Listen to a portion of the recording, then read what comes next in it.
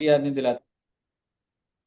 ठीक है, उसके बाद हमने देखा था सेक्शन 30। 30 किसके ऊपर था? बिल्डिंग का रिपेयर, बिल्डिंग का रेंट, बिल्डिंग का इंश्योरेंस, ये सब था। याद है आपको? Rent, repair, insurance, taxes on building. याद है ना बच्चे? उसके बाद कौन सा सेक्शन था? 31। 31 था rent, repairs, what ever expense, insurance on plant and machinery और फर्नीचर। 32 हमने करा था डेप्रिसिएशन की, बहुत सारी बातें करी हमने डेप्रिसिएशन की। ठीक है, 33 कोई बात नहीं करी, 34 कोई बात नहीं करी, 35 के अंदर साइंटिफिक रिसर्च देखा, प्रिलिमिनरी एक्सपेंस देखा। ठीक है, तो ये वाले खर्चे देखे। फिर हमने 36 भी देखा थोड़ा सा,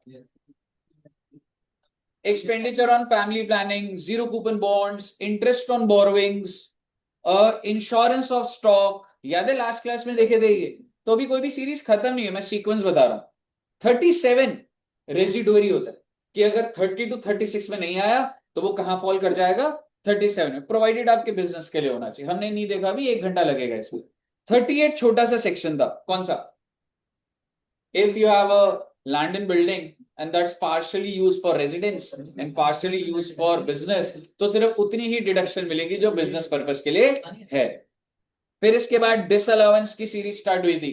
हमने डिसअलाउंस के अंदर सबसे पहले 43B करा था, डिडक्शन ऑन पेमेंट बेसिस, कि ये खर्चों की पेमेंट करोगे, ये जो खर्चे हैं, तो ही डिडक्शन मिलेगी। किस डेट तक करनी होती थी payment? Till the date of return. और अगर उसके बाद करी तो डिडक्शन मिल जाएगी in the year of payment. 38 ना मैंने कई बार 2-3 बार बोल दी, इतना ही है वो, लाइन ही इतनी है बस, लिखने का भी नहीं है वो, कहीं तुम्हें दिखेगा रीड होके खत्म हो जाएगा। 38 है। हाँ, देख लेंगे, वो कुछ भी नहीं है। 38 में मैंने ये बोला ना, ग्राउंड फ्लोर पे रेजिडेंस, ऊपर ऑफिस, तो व्हाइट वॉश कराओगे तो सिर्फ ऑफिस वाले का मिलेगा, डिप्रिसिएशन सिर्फ ऑफिस वाले का मिलेगा, यही है 38, इससे ज्यादा नहीं। 43B देख लिया। फिर 48(3) था बच्चे, डिडक्शन ऑन, हाँ, कैश बेसिस। लिमिट कितनी थी? 10,000। और ट्रांसपोर्टर को करोगे तो 35,000। ले दे के बाद इतनी थी। बिल भी 10,000 से ऊपर होना चाहिए, और payment in a day in cash भी 10,000 से ऊपर होना चाहिए। इसकी कुछ एक्सेप्शंस भी देख ली। फिर इसके बाद हमने एक बड़ा सेक्शन देखा था 40AI है, लास्ट क्लास में, टीडीएस वाला, जो कि ये कहता था कि अगर भाई साहब रेजिडेंट को दे रहे हो, नॉन रेजिडेंट को दे रहे हो, अगर आप रेजिडेंट को दे रहे हो और अगर टीडीएस नहीं डिडक्ट करा तो कितना परसेंट डिसअलाउ हो जाएगा? 30%। और अगर नॉन रेजिडेंट है तो 100%। और उसके अंदर हमने काफी ड्रिल डाउन बातें कर ली। और कुछ हुआ था अभी? चाय बनाने ले आओ, बड़ी चाय ले आओ। हाँ जी, हाँ हाँ, वो वाले सेक्शन तो अभी हमने देख लिए। ठीक है, 36 के अंदर मैंने बोल दिया था अभी। आज मैं आपके साथ ना कोई खर्चे की बात नहीं कर रहा। आज मैं एक सेपरेट, आपको था ना एक ब्लॉक बनाया था मैंने, अगर आपको याद हो, मैं आपको बोलता था कि एक ब्लॉक है आपका 30 to 36, जो कि अभी हमारा चल रहा है। स्टार्टिंग से बोल देता हूँ, 28 था, 29 था, फिर 30 to 36 का ब्लॉक, रेजिडुअरी 37, 38 तो छोटा सा है, और इसके बाद डिसअलाउंस के स्टार्ट होते थे, 40 की सीरीज। लेकिन आपको याद है मैंने इसके बाद एक ब्लॉक अलग से बनाया था, 44AA बुक्स ऑफ अकाउंट्स, फिर 44AB, 44AD, ADA, आज मैं आपके साथ ये सारी बातें, कि बुक्स ऑफ अकाउंट्स किसको बनानी, ये टैक्स ऑडिट क्या होता है, पूरी डिटेल्ड बात होगी आज। ये एडी, एडीए, ये सब क्या होता है, ये सारी बात होगी। कही 44AA, बताइए क्लियर है? तो आज ऐसा नहीं है कि मैं आपको खर्चा बताऊंगा नेट प्रॉफिट में ऐड माइनस, आज हम लोग थोड़े ये वाले प्रोविजन देखेंगे। ठीक है, और ये क्या होता है, आइए बच्चे, सबसे पहले मैं स्टार्ट करूंगा बुक्स ऑफ अकाउंट से। देखते हैं एक बार, इधर को है।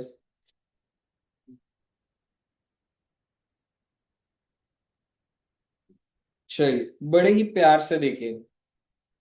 पहले मैं आपको एक ना फ्लो में बोलूंगा, ठीक है, और फिर नोट कर लेना, नहीं तो सारा डेटा रिसीव करना है वो देख लेंगे। अच्छा एक बात बताओ, अगर जैसे कोई इंडिविजुअल है, ठीक है, इंडिविजुअल, अगर ऐसे बोलता हूँ जैसे जो चाइनीज वैन वाला देखा आपने, ठीक है, आपको लग रहा है वो कंपनीज एक्ट में रजिस्टर्ड होगा? नहीं। तो इसका मतलब क्या है, बुक्स नहीं बनानी, एज पर अकाउंट्स नहीं बनानी होगी उसने, पर भाई पैसा तो कमा रहा है, सेल तो कर रहा है, परचेज तो कर रहा है, रॉ मटेरियल खरीद रहा है, कितना कैश आया, बैंक अकाउंट क्या है, क्या इनकम टैक्स कुछ प्रोविजन रखेगा कि अकाउंट जो मर्जी बोलता रहे, पर भाई तुमको खाते कल को इनकम टैक्स का नोटिस आएगा तो कुछ तो बताओगे ना, ये थोड़ा ना बोलोगे ये जगह है कैश आ रहा है रिकॉर्ड ही नहीं हो।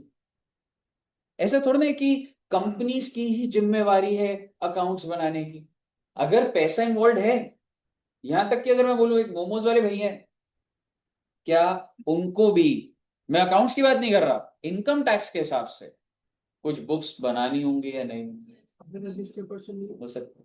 What do you mean by registered person?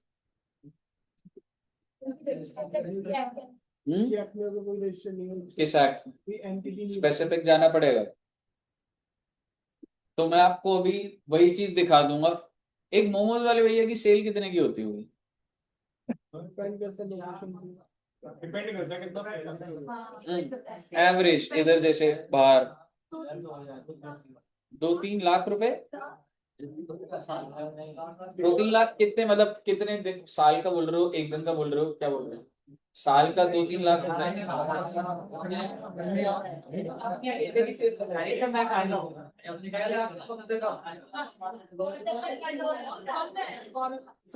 तो एक साथ सभी बच्चों ने आंसर दिया एकदम। एक दिन का कितना करता होगा से? 50,000।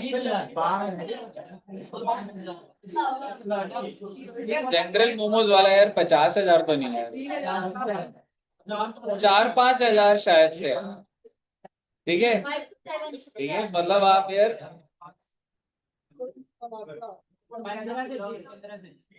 15 से नीचे एक अच्छी जगह, ठीक जगह जिसकी चल रही है एकदम, मतलब फेमस मोमोज वाला है। हाँ,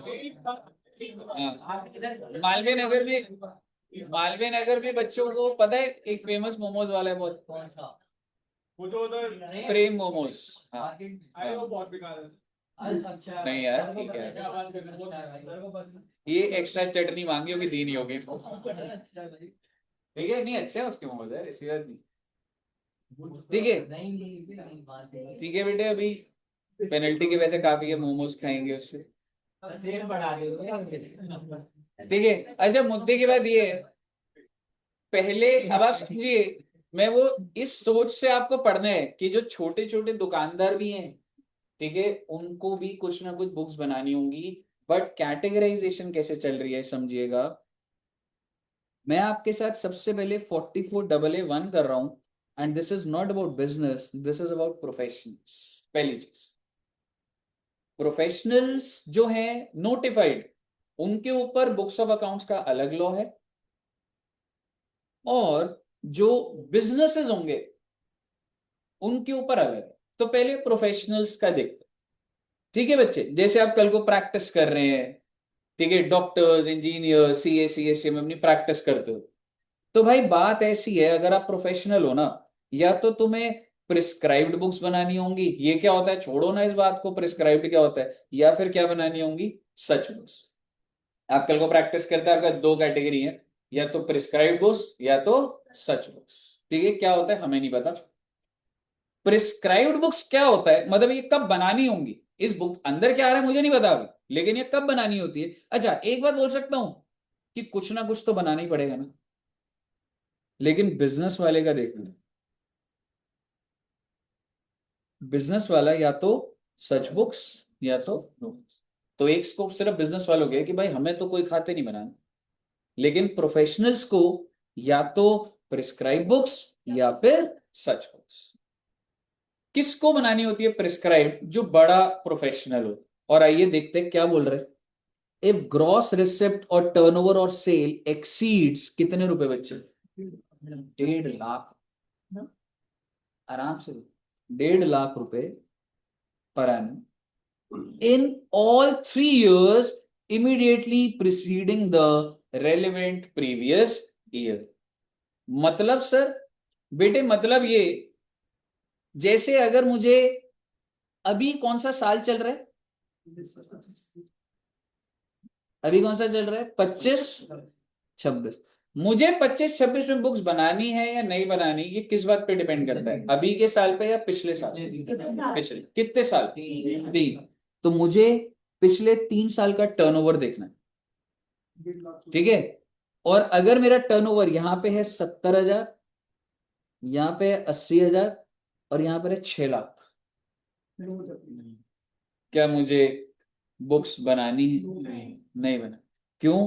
क्योंकि अगर आपकी तीनों साल में एक्सीड होती तो आपको बनानी, मैं सिंपल सी बात बोल रहा हूं, आपको बुक्स बनानी है नहीं बनानी है पिछले 3 साल पे डिपेंड करता है। अगर तीनों साल में 1.5 लाख से ऊपर है तो बनानी है, और अगर नहीं है तो नहीं बनानी। अब आप मुझे बताइए, ये जो 1.5 लाख लिमिट है, यू थिंक कि कोई प्रोफेशनल ऐसा होगा जिसका टर्नओवर 1.5 लाख तक ही होगा? मैडम ने जब मोमोज वाले का 2 लाख बोला तो ही आप इतना बोल गए कि मोमोज वाले का 2 लाख, तो सोचिए क्या प्रोफेशनल का टर्नओवर 1.5 लाख रुपए होगा। ले दे के बात इतनी है कि भाई साहब आपको प्रिस्क्राइब बुक्स बनानी ही पड़ेगी। पर आपको याद क्या रखना है, मुझे कितने साल देखने हैं, 3 साल, लिमिट कितनी है, 1.5 लाख, और तीनों में एक्सीड होनी चाहिए। अगर किसी भी एक साल में एक्सीड नहीं हुई तो मेरे लिए जो रेलेवेंट प्रीवियस ईयर से मुझे बुक्स नहीं बनानी होगी। यहां तक क्लियर है बच्चे? हाँ जी,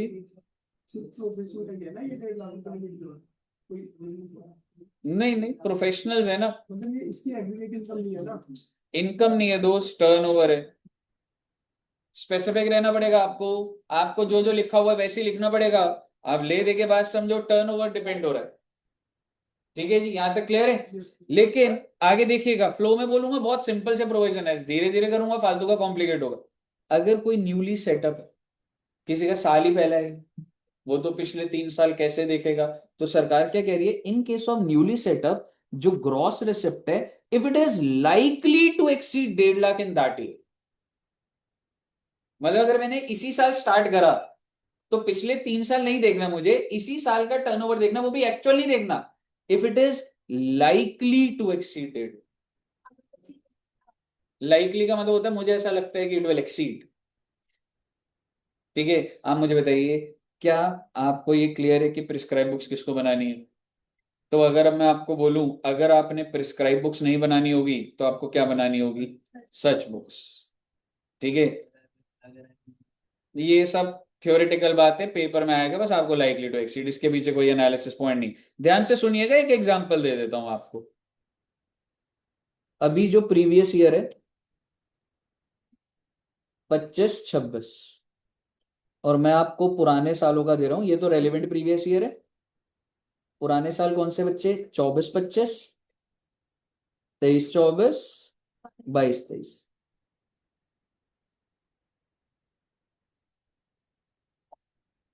70,000, 80,000, 90,000। क्या प्रिस्क्राइब्ड बुक्स बनानी है? क्या सच बुक्स बनानी है? Yes. 7 lakh, 8 lakh, 9 lakh. Why? Because his turnover exceeds 1,50,000 in all the 3 preceding. All word की है, ऐसे नहीं है किसी भी साल में हो रहा। 7 लाख, 8 लाख, 90,000, प्रिस्क्राइब बनानी है, नहीं बनानी, फिर कौन सी बुक बनेगी? कुछ ना कुछ तो बनाना पड़ेगा, या तो प्रिस्क्राइब्ड या तो सच। और उसके लिए लिमिट कितनी है मेरी, 1.5 लाख रुपए। क्या चीज है, इनकम है, नहीं है जी, टर्नओवर। क्लियर है यहां तक? अब बात यह है कि सर ये कौन से प्रोफेशनल्स हैं, मैंने आपको बताया नहीं था, प्रोफेशनल बोला था, legal, medical, engineering, architecture, accountancy, technical consultancy, interior decorator, और इसके बाद कुछ नोटिफाइड है, film artist, company secretaries, IT professionals.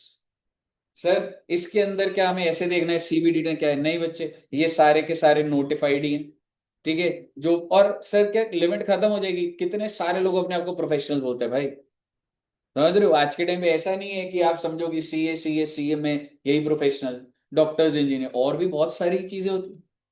ठीक है, तो अपने को सिर्फ इतना रखना है, हाँ सर लीगल के आ गए, मेडिकल आ गए, इंजीनियरिंग, आर्किटेक्चर, एक बेसिक लेवल पे रीडिंग रखनी है इसकी।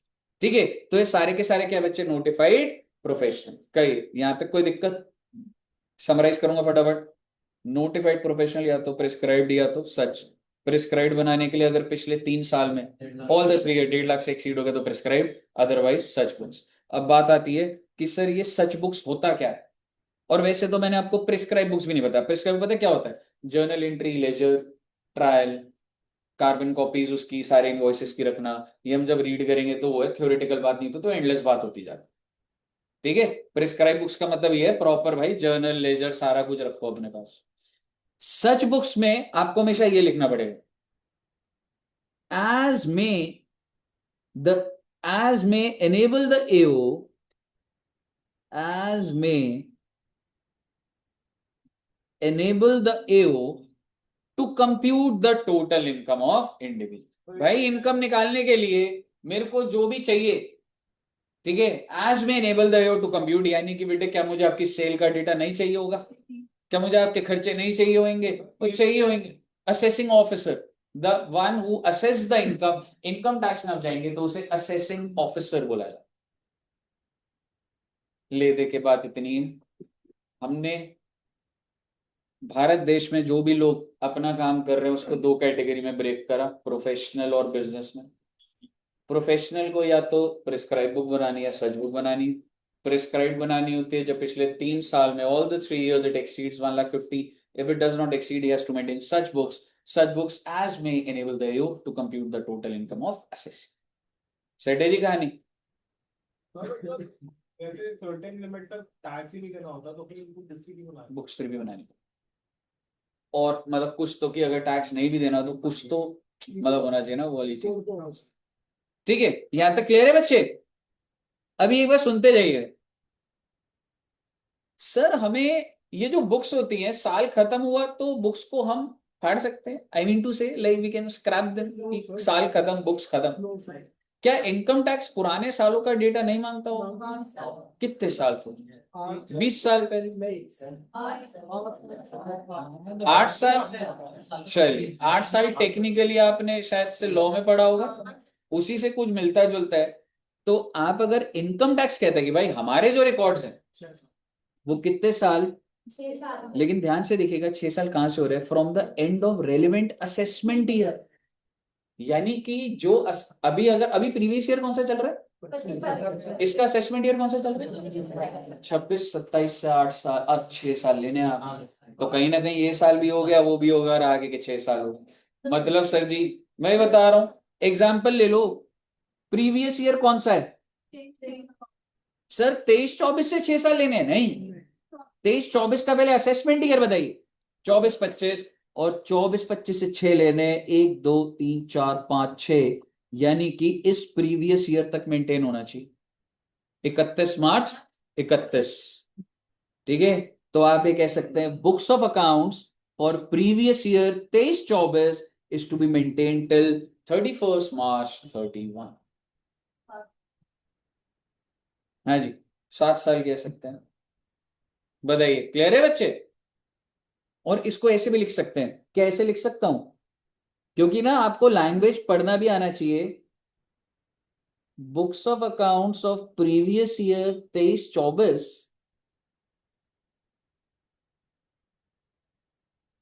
Is to be maintained till assessment year.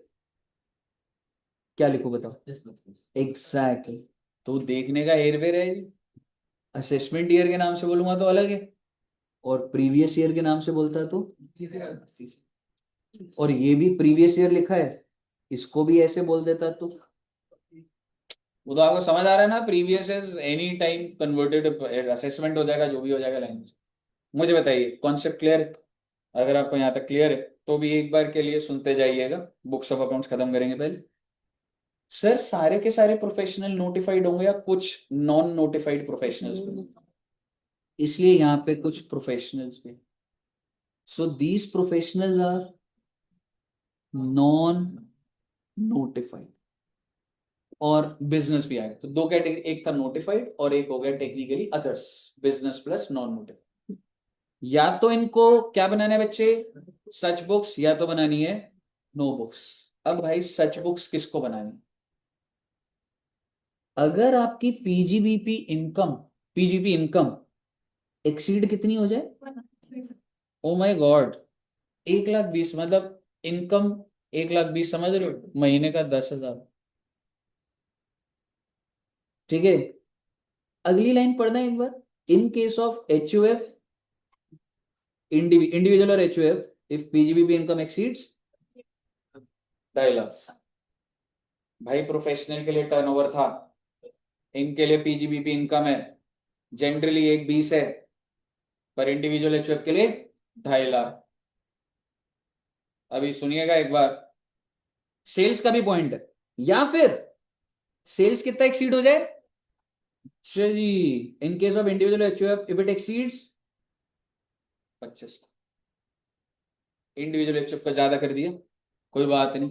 अब मेन बात है क्या पिछले 3 साल में, ये दोनों पॉइंट के लिए है, वो यहां भी लिखा होना चाहिए था, दोनों पॉइंट के लिए कॉमन बात है, in any 1 year out of 3 previous year preceding the relevant. छोटी सी बात कहते हैं, सर जी मोमोज वाले का बिजनेस है और उसकी पीजीबीपी इनकम, मोमोज वाले का बिजनेस है, अभी रेलेवेंट ईयर कौन सा हो गया उसका, 25-26, पिछले साल पीजीबीपी इनकम थी 1 लाख, उससे पिछले भी 1 लाख, उससे पहले 2 लाख।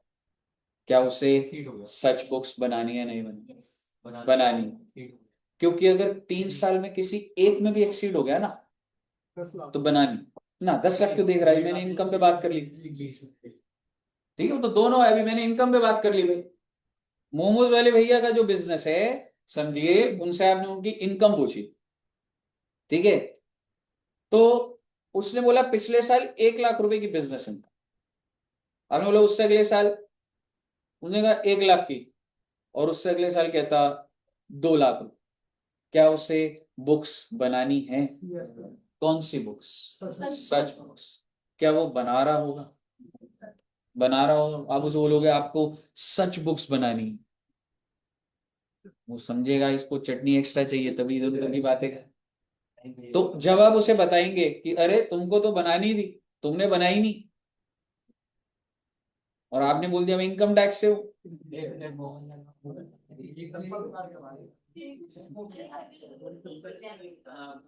है?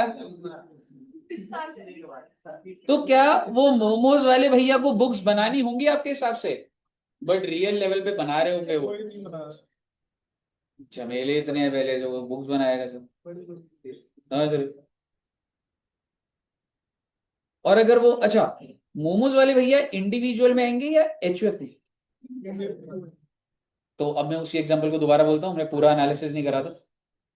1 लाख, 1 लाख, 2 लाख,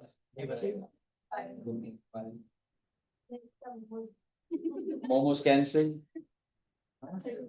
इंडिविजुअल होता है ना वो, तो मोमोज वाले भैया, समझ रहे? तो मुझे बताओ, लास्ट ईयर 1 लाख, उससे साल 1 लाख, उससे पहले 2 लाख रुपए, नहीं बनाने की उसे, समझ रहे हो? आप उसे कह रहे हो बनानी है, उसने कहा नहीं 44 AA में लिखा है ऐसा, समझ रहे हो? ठीक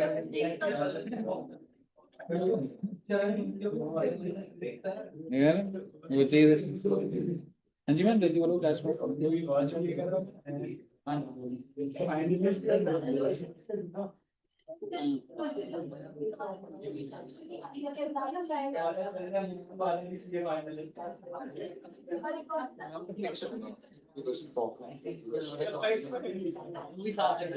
हाँ हाइब्रिड चाहिए,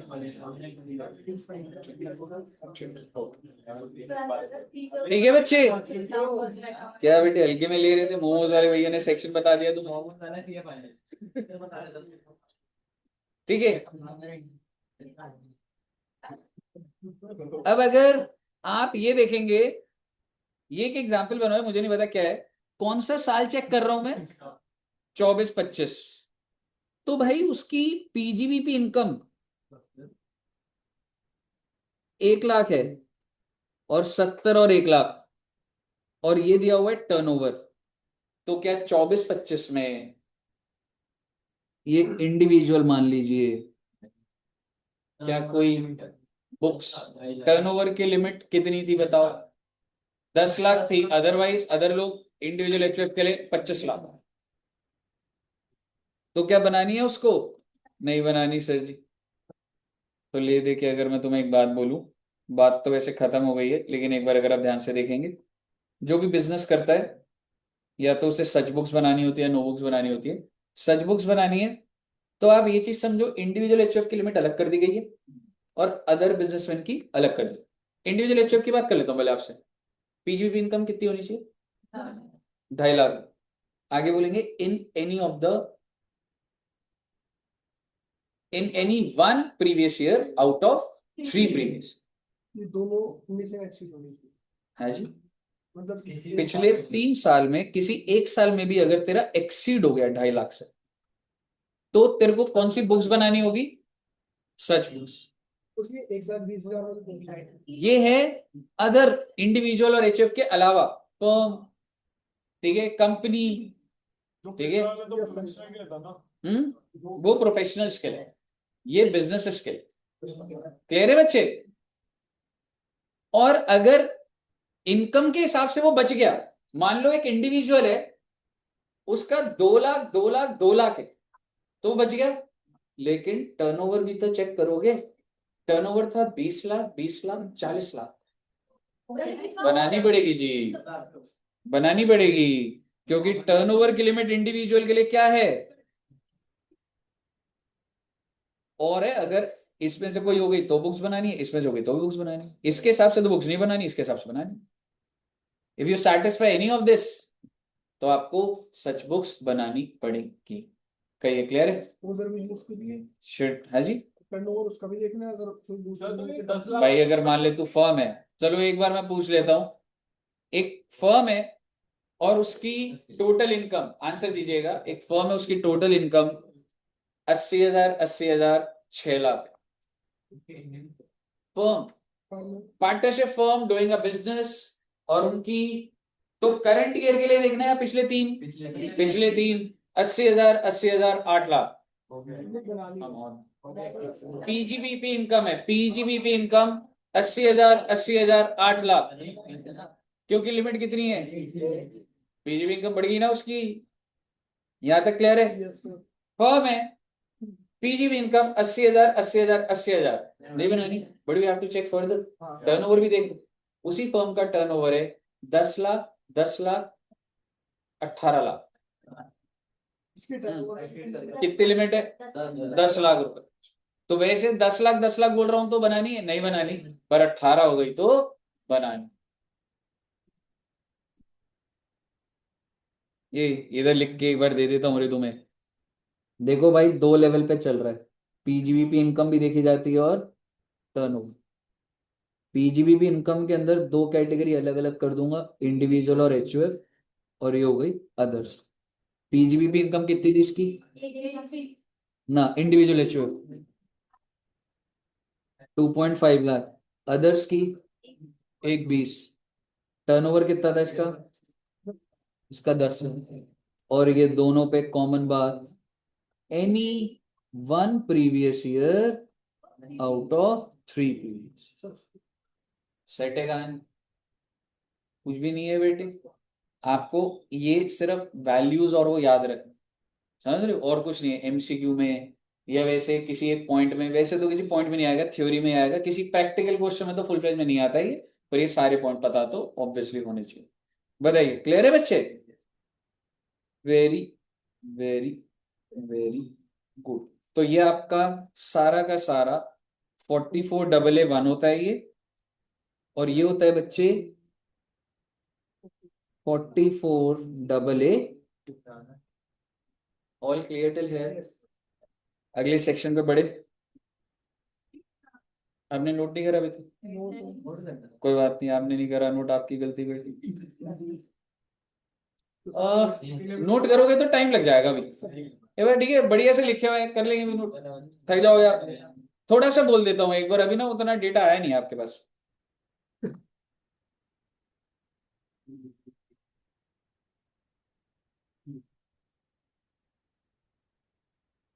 आपके हिसाब से ये जो चाइनीज वैन है,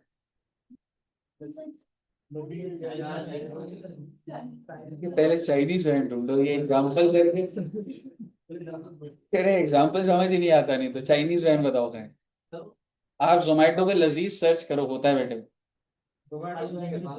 हाँ, जोमेटो पे है शायद। तो मंगवा दो। आपकी पेमेंट आ गई ना? हाँ, मंगवा दे अभी। पर अभी ना क्लास सैटरडे को ना पहले से प्लान कर लेंगे, मेन्यू पहले से डिसाइड करके एकदम ऑर्डर रख के रखेंगे। सैटरडे के शेड्यूल में होगा आधा घंटा पार्टी का टाइम। आधा घंटा? तो क्या भाई, कितने घंटे पढ़ाई? 1.5 घंटा करते हो? आधे घंटे में तो चीजें सेटअप करने में टाइम। नहीं, वो पहले से ही फ्राइडे ऑर्डर दे देंगे, बल्क ऑर्डर है भाई। ठीक है, एक कर सकते हो, मैकडोनल्ड्स से इमिटेट कर सकते हो, या फिर मतलब 2-3 चीजें ऐसे, मोमोज, स्प्रिंग रोल्स जैसे बोलोगे वैसे। वो वाला ऑप्शन दे दे बेटा। अभी डाल सैटरडे मुझे लग रहा है सारे बच्चे आएंगे, है ना? उस दिन अटेंडेंस फुल रहने वाली है। हाँ, नहीं नहीं है, कुछ बच्चे हैं। हैं? पोल डाल देंगे ग्रुप में, क्या करना है? फिर तो कम कर ठीक है, ठीक है। इस चक्कर में बेटे फ्राइडे रात को खा लेना खाना, कभी पता लगे खा नहीं रहे कब। ठीक है, नहीं नहीं भाई, फंड्स इसमें 1000 हो गए होंगे। 800।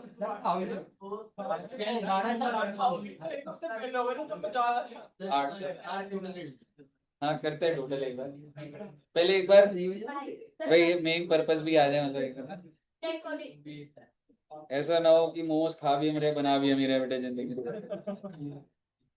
ठीक है, एनीवेज, आपके हिसाब से वो जो चाइनीज वैन वाले भैया हैं, उनका टर्नओवर कितना होगा? बहुत ज्यादा, लेकिन बहुत ज्यादा में मैं एनालिसिस कैसे करा पाऊंगा? कुछ तो वैल्यू बोलो। 8,000?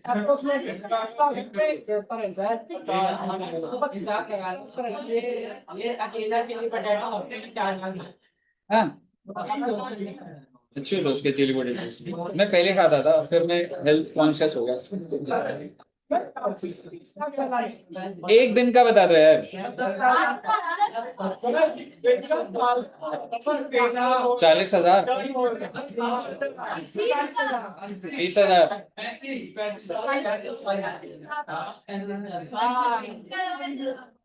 आईपीएल की ऑप्शन चल रही है क्या? 40,000 रुपए कह सकता हूँ? 90,000? Not sure, may be 40,000 reasonable.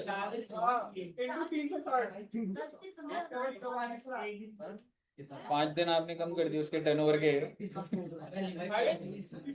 हाँ ठीक, कुछ दिन तो एमसीडी वाले आ जाते तो बंद रहता होगा ना? ट्यूसडे बंद रहता है? Oh my God, 1,44,44,44? Oh my God,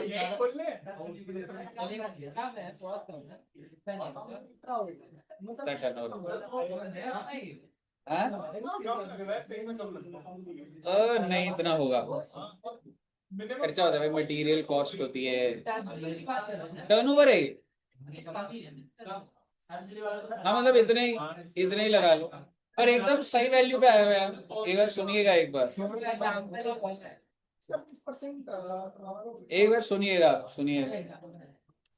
ये जो चाइनीज वैन है, हाँ बेटे, ये जो वैन है ऐसी है ना बेटे, टेबल लगी हुई है ऐसे।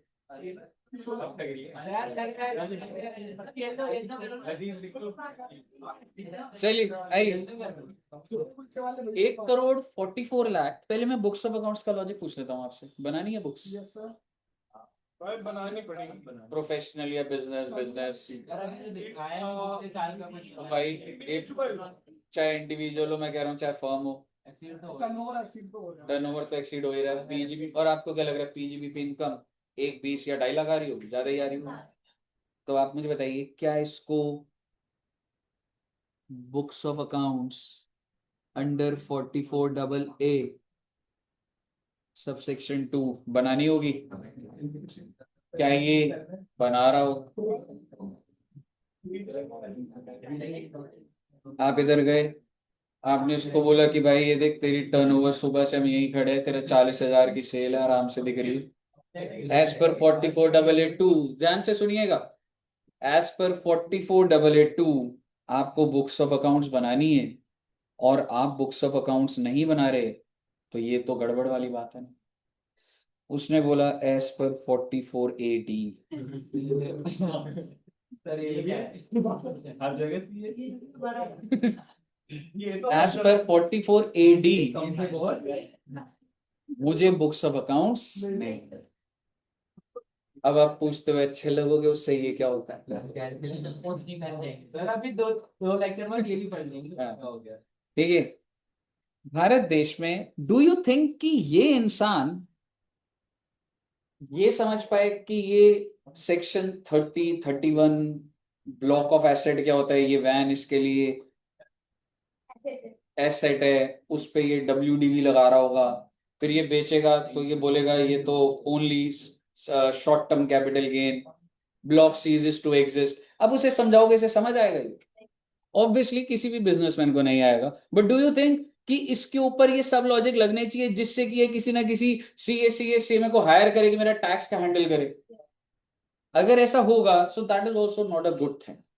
क्योंकि जो छोटा इंसान जो बिजनेस कर रहा है, हालांकि अब 1,44,00,000 है, नहीं रहे ठीक है, बड़ा हो गया। पर इनके लिए तो आप कॉस्ट ऑफ डूइंग बिजनेस बढ़ा रहे हो ना। आप एक ऐसा लॉ ला रहे हो जो वो सोच भी नहीं सकता, वो समझ भी नहीं सकता, और उसके लिए वो किसी को हायर करेगा और वो मंथली का 10 से 20 हजार रुपए चार्ज करेगा। फिर आप बोलोगे अभी GST में भी आ जा भैया, ठीक है, आप सोचिए बेटे, उसके लिए तो टफ हो जाएगा। मैं GST को सेट असाइड कर रहा हूं, मैं इनकम टैक्स के अंदर हूं। इनकम टैक्स ये कहता है एक लिमिट तक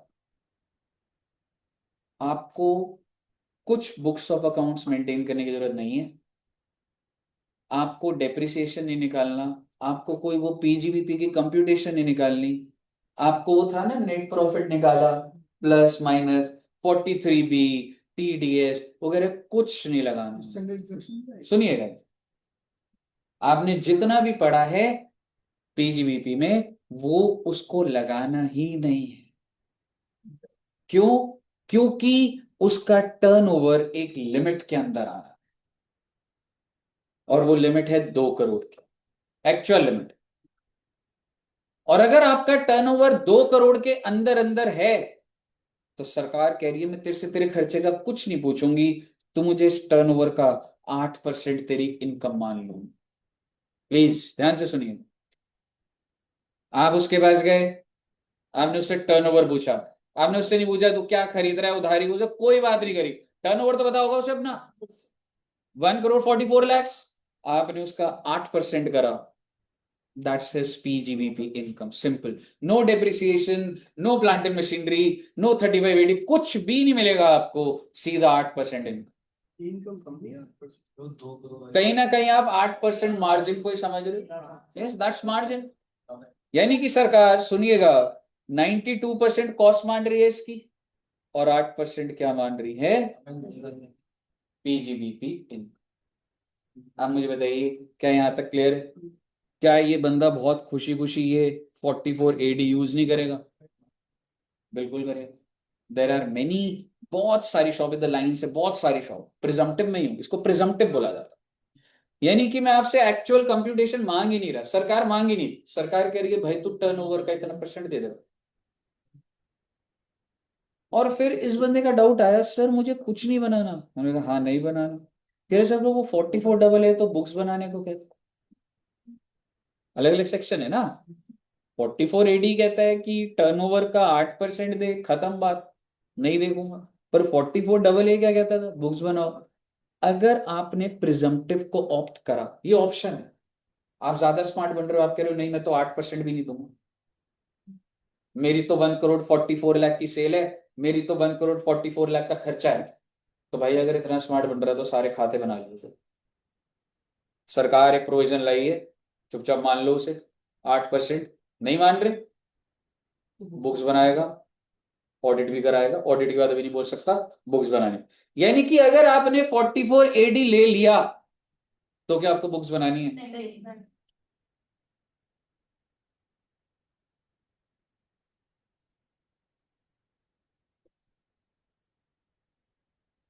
If assessee opts for 44 AD books of accounts, क्या मैं कह सकता हूं बिजनेसमैन के लिए तो रिलैक्सेशन है? ठीक है। अब बात आती है सर प्रोफेशनल्स की। क्या प्रोफेशनल्स पे भी ऐसा है कि आप छोड़िए ना, मान लो एक प्रोफेशनल का टर्नओवर 40 लाख है, 40 लाख, तो क्या अगर उसका टर्नओवर 40 लाख है तो क्या सर प्रोफेशनल के लिए भी प्रिजम्पटिव है बेटे? उसके लिए लिमिट है 50 लाख। बिजनेस वालों के लिए कितने की लिमिट थी? 2 करोड़। और अगर आप प्रोफेशनल है तो लिमिट है 50। और अगर आपका टर्नओवर की लिमिट 50 लाख है तो मैं आपसे कोई हिसाब नहीं मांगूंगा, आप 1% पीजीवी इनकम मान ली जाएगी। कितनी परसेंट है वो? ये कितनी हुई आप बताओ। बिजनेसमैन के लिए तो कितनी है, और प्रोफेशनल्स के लिए 50%।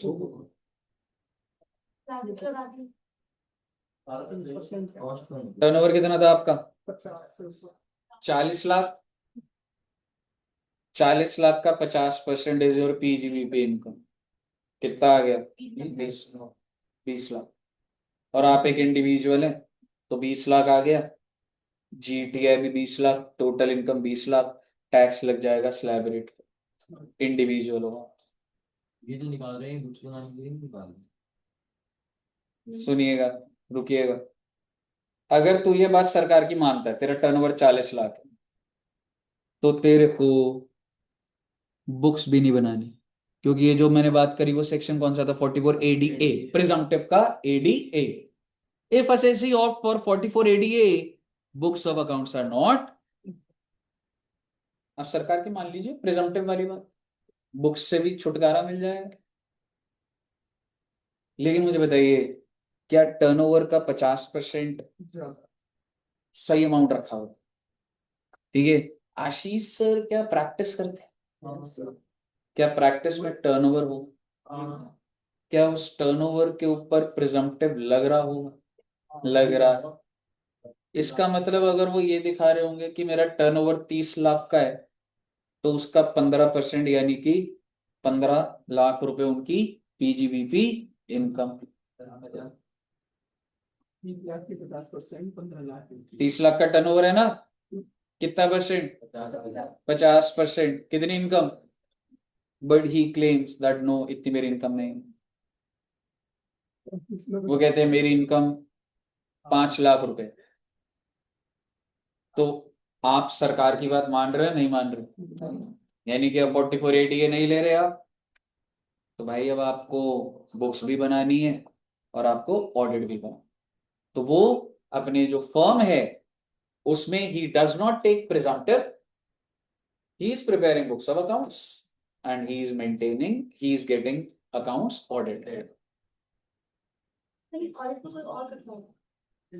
लॉबी होती है, बात हो जाती है दोस्त फ्रेंड सर्कल में ही हो जाती है। 50% आएगा वो फिर स्लैब रेट के हिसाब से टैक्स। स्लैब रेट के हिसाब से। समझ आया बच्चे? अब ये बढ़ता जाएगा, बट आप एक चीज समझिए, मैंने आपके दिमाग में ये डाला कि भारत देश में ऐसे बहुत सारे शॉपकीपर्स है, मैंने बिजनेसमैन है, प्रोफेशनल्स, वो एक लिमिट के ऊपर वो नहीं है कि सरकार बोले कि आप सारे पीजीवीपी प्रोविजन कंप्लाई करो। वो बिजनेसमैन के लिए लिमिट क्या है? 2 करोड़ रुपए, और प्रोफेशनल के लिए 50। तो उन लोगों के लिए स्कीम आई हुई है, that is presumptive taxation. Clear है जी? अब इसको पढ़ना स्टार्ट करते हैं, प्रिजम्पटिव।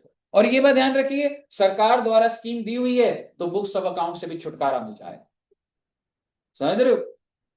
अगर आपको ये बात समझ आ रही है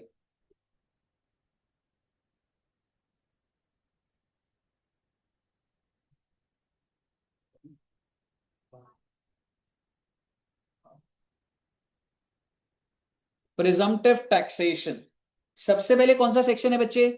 44AD, ये बिजनेसमैन के लिए, ठीक है। 44ADA प्रोफेशनल्स, और एक और आएगा AE जो ट्रक ऑपरेटर्स है, उनका अलग से सेक्शन है प्रिजम्पटिव का। बिजनेस के लिए लिमिट कितनी देखी हमने? 2 करोड़। प्रोफेशनल के लिए, ट्रक वालों के लिए 10 ट्रक है। अगर आपके पास अप टू 10 ट्रक्स के मालिक हो ना आप, तो आप छोटे बिजनेसमैन हो। ये ट्रांसपोर्टर जो होता है। हाँ जी, ठीक है। अगर अप टू 10 ट्रक्स है तो आप प्रिजम्पटिव में आ सकते हैं। इससे ज्यादा होगा तो आ जाओगे क्या? नहीं आओ। पहले बताइए, यहां तक क्लियर है? आपको सेक्शंस याद होने चाहिए। 44ADA business, ADA professional, AE है। बढ़ती जाएगी अभी बात, बहुत डिटेल जाता ही जाएगी बात।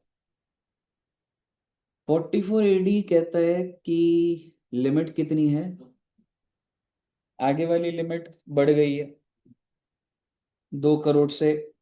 ऐसा नहीं है, 2 करोड़ भी है, 3 करोड़ भी हो, पर वो छोड़िए ना एक बार के।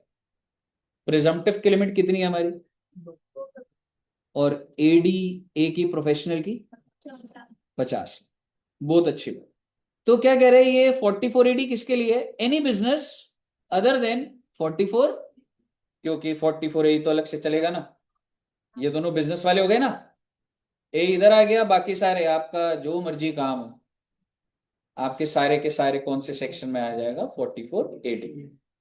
आपका रेस्टोरेंट है, आपकी जूस की शॉप है, रिपेयर मोबाइल शॉप, ठीक है, projector, AC, what ever businesses, AD।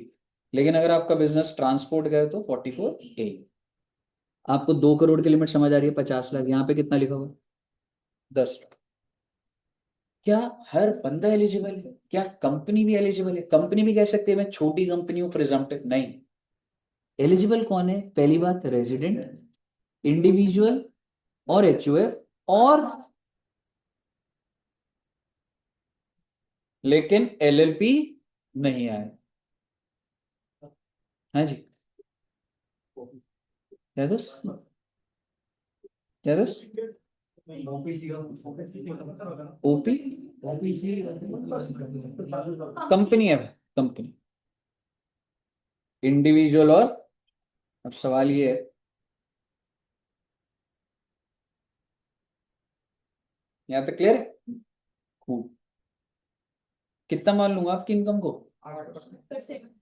Presumptive मान लिया जाएगा 8% ऑफ टोटल सेल्स या टर्नओवर। कुछ नहीं है ये, इसको हटा ही देता हूँ, क्या लिखा हुआ कोई रेलेवेंट नहीं है। टर्नओवर, ठीक है। अच्छा, अब एक सिचुएशन, भाई मेरा बिजनेस है, मेरी 1 करोड़ की सेल है, प्रिजम्पटिव के हिसाब से इनकम कितनी आ रही है? मैं सरकार को बोल रहा हूं कि नहीं, मैं तो 15 लाख कमाता हूं। सरकार कह रही है 8%, 8 लाख। मैं कह रहा हूं नहीं नहीं, 15 लाख। तो क्या सरकार बुरा मान जाएगी? बोलेगी आपसे अच्छा कोई इंसान नहीं। आप अच्छा नहीं। तो सरकार ने बोला देखो हमारे हिसाब से तो 8%, या a sum higher than the aforesaid sum claim to have been earned whichever is higher। ले दे के बात क्या होगी? या तो 8% या higher, whichever is higher। whichever is higher लिखने की जरूरत नहीं है। वो क्या कह रहे हैं? या तो 8% या इससे ज्यादा। कम नहीं होएगी बात। कम हो गई तो आप ये स्कीम से बाहर निकलो आप, और अब बुक्स भी बनाओगे, ऑडिट भी कराओगे आप। समझ आया बच्चे? पेपर में आ जाएगा बेटे। टर्नओवर दिया है 1 करोड़, प्रिजम्पटिव है 8%, 8 lakh. Thus he claims that he is earning 12 lakhs. So what will be his PGBP income? 12 lakhs। अगर आप खुद से क्लेम करो, सरकार तो बोले बढ़िया है। कितना परसेंट था? सर ये क्या आ गया सर? बिजनेसमैन 8% चाहता है या 6? बैंक में ले लो पैसा, सारा नहीं। सरकार को टर्नओवर बताओगे? टर्नओवर की बाइफरकेशन लूंगा आपसे, कैश में कितना लिया, बैंक में कितना लिया। जो बैंक में लिया ना, उसमें 6% इनकम नहीं है। कैश वाला 8%, उधारी वाला 8%। बनेगा, इस पर भी एग्जाम्पल बनेगा। सरकार, government wants to promote digital payments. Government कह रही है कि भाई देख, तो पूरे साल में अपना टर्नओवर तो बताएगा ना, फिर हम 3 कॉलम देंगे। वो देंगे कैश में कितना आया बता दे, बैंक में कितना आया, उधारी पे कितना है। कैश वाले पे 8%, उधारी वाले पे 8%, बैंक वाले पे 6%। सो आप मुझे बताइए, क्या बिजनेसमैन ऐसा सोचेगा, नहीं सोचेगा, हाँ भाई मतलब बैंक में आ जाए तो सही। ठीक है, वो कॉल है depending on the turnover limit या कुछ है। पर मुद्दे की बात ये है बच्चे, यहीं पे एक छोटा सा एग्जाम्पल ये बनता है कि एग्जाम्पल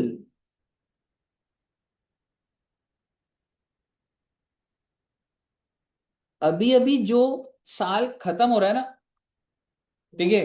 अच्छा एक चीज, सर मैं प्रिजम्पटिव में हूं या नहीं हूं, ये मेरे टर्नओवर पे डिपेंड कर रहा है। कौन से टर्नओवर, करंट ईयर या प्रिसीडिंग, करंट ईयर, करंट। जब ये साल खत्म होगा, अगर तुम्हारा टर्नओवर 1.5 करोड़ है, लगा दियो भाई प्रिजम्पटिव। अगर नहीं है तो आप प्रिजम्पटिव नहीं लगा सकते, आपको रिसोर्स लगाना पड़ेगा, आपको पूरी कैलकुलेशन करनी पड़ेगी। एग्जाम्पल में ये बोलना चाह रहा हूं, अभी अभी कौन सा साल चल रहा है बच्चे, 25-26। 25-26 जब खत्म हुआ तो मेरा टर्नओवर था 1.5 करोड़। क्या मैं 25-26 में 44 AD ले सकता हूं? जी हाँ ले सकता हूं, ले सकते हो। तो 25-26 में 44 AD लिया तो मुझे क्या निकालनी पड़ेगी, पीजीबीपी इनकम। और पीजीबीपी इनकम होती है 1.5 करोड़ का, बट अब एकदम से नहीं जा सकते ना 8%। इस 1.5 करोड़ की मुझे बाइफरकेशन चाहिए। अब ये जो 1.5 करोड़ है, अब मैं आपको इसका बाइफरकेशन दे रहा हूं।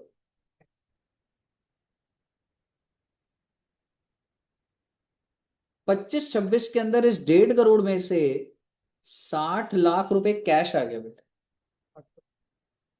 ना ना अभी आराम से, अभी आप सुनते जाइए आप। 25-26 में 40 लाख बैंक में आया सर। और इसी 25-26 का फर्दर बाइफरकेशन क्या है बेटा, ओ माय गॉड, 50 लाख क्या हो गई, क्रेडिट। इस 50 लाख में से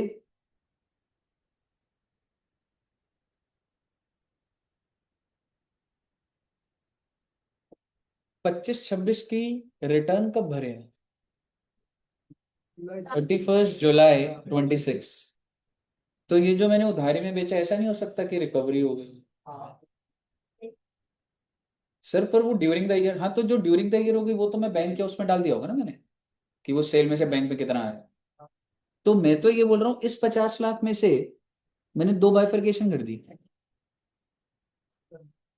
31 जुलाई 26 तक 10 लाख रुपए बैंक में और आ गए। But please try to understand, ये पैसा किस पीरियड में आया, 1/4/26 से लेके 31 जुलाई 26। बड़ी नॉर्मल सी बात है जी, आपकी दुकान है, सेल करोगे, पैसा तो कंटिन्यूस ही आता है। 31 जुलाई 26 में इसी 50 में से 30 लाख रुपए कैश में आ गया, 1/4/26 से लेके 31/7/26। कितना बच गया, आज भी उधारी पे है जी, नहीं मिला पैसा। रिटर्न डेट तक मैं इसकी बाइफरकेशन देख रहा हूँ। बहुत ही नॉर्मल सी चीज है, ठीक है, हम जा रहे हैं डिटेल, लेकिन आप सोच के देखिए। ठीक है, अब आप मुझे बताइए, सबसे पहले 1.5 करोड़ की जो बाइफरकेशन है, जो तो मैं सीधा सीधा कैश बोल रहा हूं, उसमें तो 8%, 8% ऑफ 60। जो मैं बैंक में आ गया था वो ऑफ 40 लाख। अब सरकार कह रही है, अगर रिटर्न डेट तक तूने इस, देखो, अगर मैं बोलूं उधारी वाले में कितना परसेंट लगेगा, ये डेटा नहीं दिया हुआ आपको, 8%। बैंक होना चाहिए भाई, उधारी उधारी के ऊपर कोई बेनिफिट नहीं है। लेकिन वो ये कह रहा है कि ये उधारी में से अगर कुछ पैसा तुमने बैंक में ले लिया रिटर्न डेट से पहले पहले, 6%। तो उस पर 6%। यानी कि इस 50 लाख की 2 बाइफरकेशन होंगी, ज्यादा बाइफरकेशन नहीं होनी। एक होनी है बेटे बैंक में कितनी आई, मैं तो ये जानना चाहता हूं, सही बोलूं तो बैंक में आई 10 लाख, उसका कितना परसेंट, और जो अदर है ना 40 लाख, उस पे 8%। ये आपका पूरा का पूरा बाइफरकेशन आ गया। 60 और 40, 1 करोड़, 1 करोड़ 10, 1 करोड़ 50। ले दे के शॉर्ट में बात इतनी है, जितना भी बैंक में आया उस पे 6%, उसके अलावा सब पे 8%। और जो बैंक में आया कब तक देखना है, साल खत्म होने तक या रिटर्न डेट का ये हिसाब से क्लियर है। उस हिसाब से इसकी इनकम कितनी आ रही है बताएंगे आप। 60 लाख का 8% कितना हुआ, 4,80,000। 2,40,000।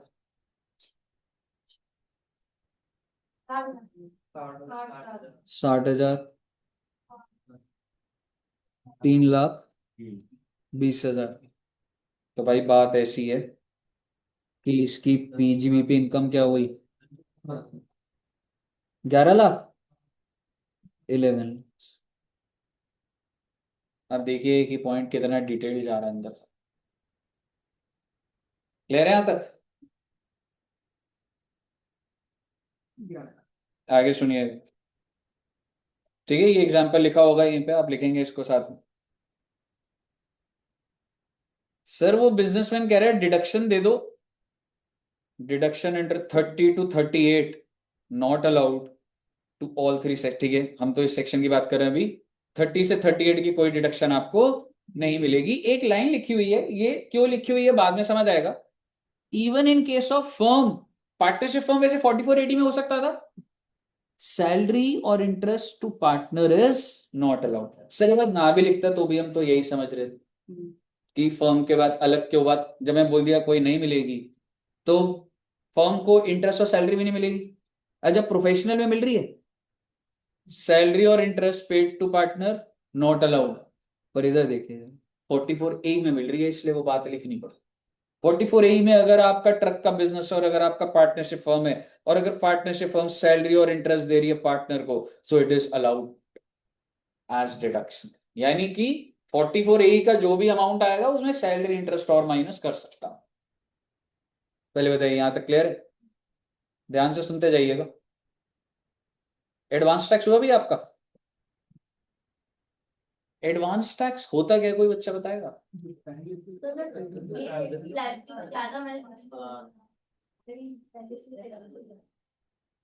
एडवांस टैक्स होता है, तो पहले से टैक्स देकर तो उसके ऊपर नीचे करना है।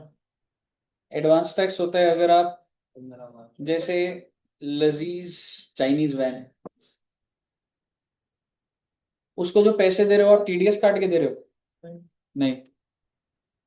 आप उसे पैसे देते हो, एक प्लेट भैया नूडल्स के 100 रुपए, 10 रुपए टीडीएस काट लिए, ऐसा हो रहा है या सीधा पैसा आ रहा है।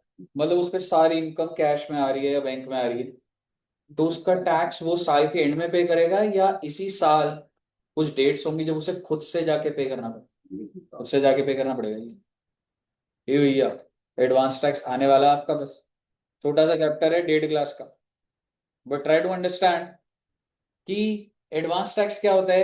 कि देखो तुम अगर नौकरी करोगे तो तुम्हारा टीडीएस कट के सारा टैक्स पहुंच जाता है, लेकिन बिजनेसमैन का क्या, मैकडोनल्ड्स का क्या, मैकडोनल्ड्स क्या पूरे साल जब आप बर्गर खा रहे हो आप उसका टीडीएस काट रहे हो, नहीं, वो तो करोड़ों रुपए कमा रहा है, उस पे टैक्स उसको खुद जमा करना पड़ेगा।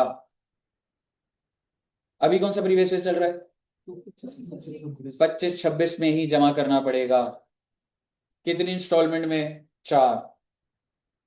साल में 4 दिन ऐसे आते हैं जब कंपनी एडवांस टैक्स पे करती है ऑन एस्टिमेटेड बेसिस, क्वार्टरली। पहली होती है 15 जून, पहली इंस्टॉलमेंट हर कोई जमा करता है सारे इंडिया के अंदर 15 जून, बिजनेसमैन के लिए। और डिटेल नहीं बोल सकता, सैलरी के लिए भी होता है पर वो बच जाता है क्योंकि उसका टीडीएस कट जाता है। नहीं तो अगर आप कहीं नौकरी कर रहे हो और आपका टीडीएस नहीं कटा तो आप पे भी है एडवांस। अभी मैं उससे ज्यादा डिटेल नहीं जा सकता। आप समझिए एडवांस टैक्स की 4 इंस्टॉलमेंट होती है। पहली होती है 15 June, then 15 September, then 15 December, and then 15 March. देखो ना बच्चे, अभी कौन सा साल चल रहा है बताएंगे आप मुझे? 25-26। तो पहली इंस्टॉलमेंट कब गई थी? 15 जून 26। अगली, आई एम सॉरी, ना ना रुक जाओ 1 मिनट।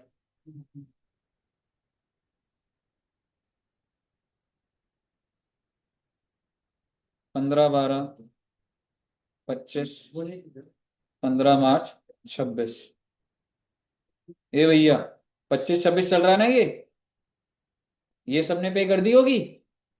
निकल चुका है टाइम, पे कर दी होगी। ये पे कर दी होगी। 15 दिसंबर निकल गया, अभी अभी निकला। तो अभी कंपनीज में वर्किंग हो रही थी, ठीक है। अभी तो निकला 15 दिसंबर, थर्ड इंस्टॉलमेंट चलेगी, ये वाली अभी गई। लेकिन आप मुझे बताइए, एक प्रिजम्पटिव वाला ये सब कर पाएगा? उसको बोला भाई तू एक ही इंस्टॉलमेंट में दे देना। कौन सी? 15 advance tax paid by SSC on 15 March, पूरा का पूरा 100। There are no 4 installments. बड़े लोगों के लिए 4 इंस्टॉलमेंट, प्रिजम्पटिव वालों के लिए बच्चे एक इंस्टॉलमेंट। सिमिलरली फॉर प्रोफेशनल्स 15 मार्च 100%। लेकिन ट्रक वालों के साथ क्या करा जी? रेट आपको याद करने ब्लड में चले जाएंगे जब एडवांस टैक्स कराऊंगा। 15, 45, 75, 100। इसको आपको भी इग्नोर करना है ले दे के। अगर मैं बोलूं तीनों के अंदर गैप क्या था, 44AD तो एक इंस्टॉलमेंट देगा, एडीए वाला भी एक ही देगा, और एई वाला 4 इंस्टॉलमेंट। क्लियर है बच्चे यहाँ तक? All clear till here? अब यही पैटर्न आपने टेक्निकली 44AD अभी पूरा नहीं करा।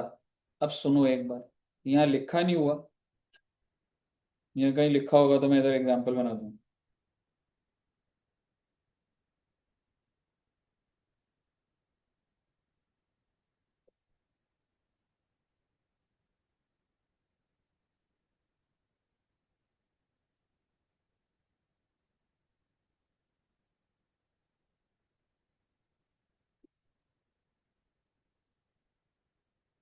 अभी अभी कौन सा साल खत्म हो गया था? 24-25 में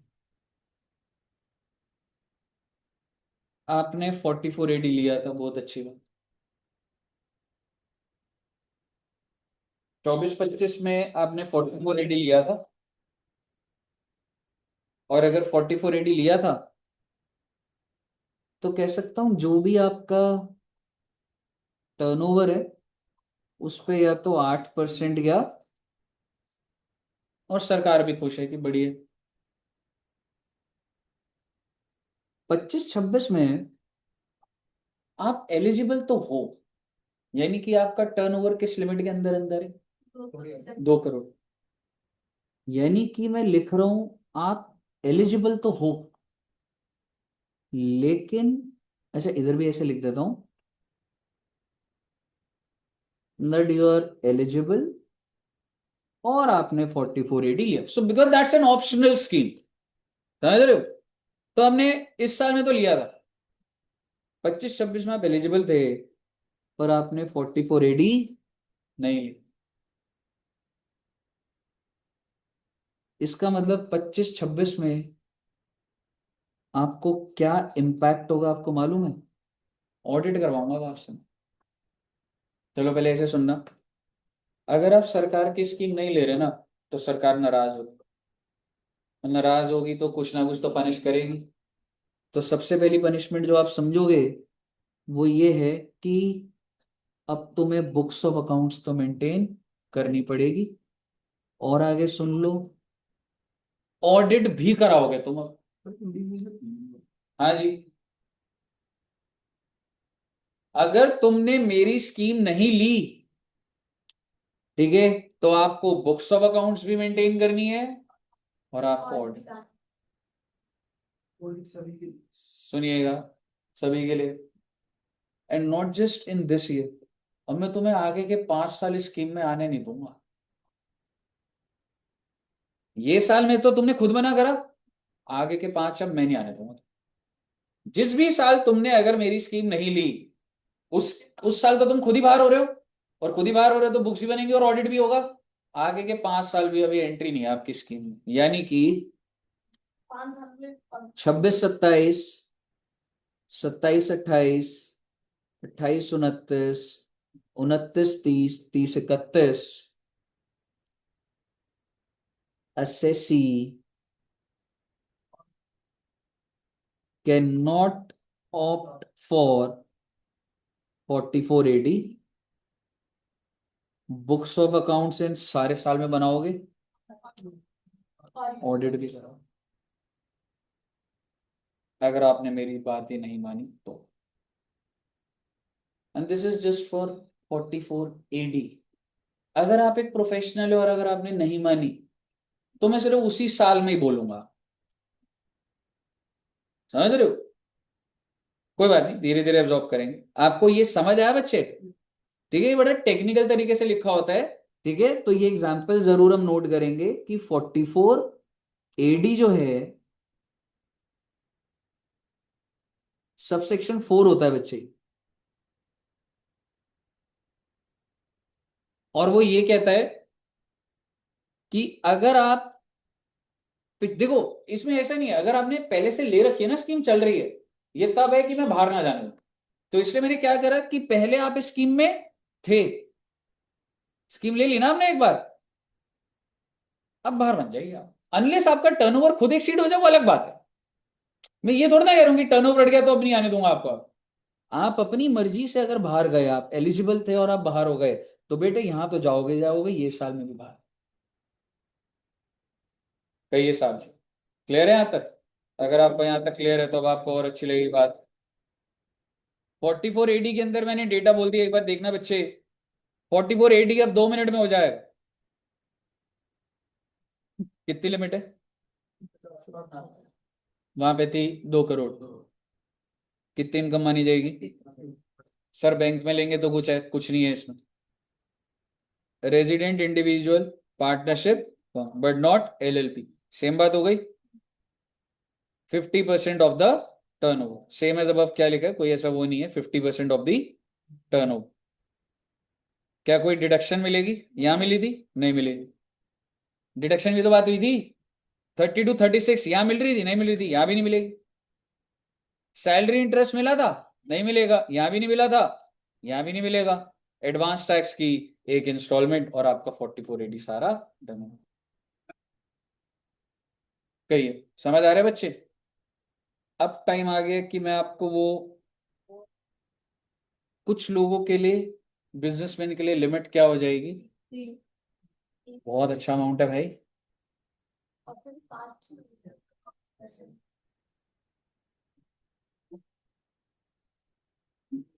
आप सारे दुकानदार हो, मैं आपकी लिमिट 2 करोड़ से बढ़ा के क्या कर दूंगा, बस तुम सारा पैसा बैंक में ले लो, मैक्सिमम 5% तक कैश में ले लो, मैक्सिमम 5%। यानी कि अगर तुम्हारा टर्नओवर 1 करोड़ का है,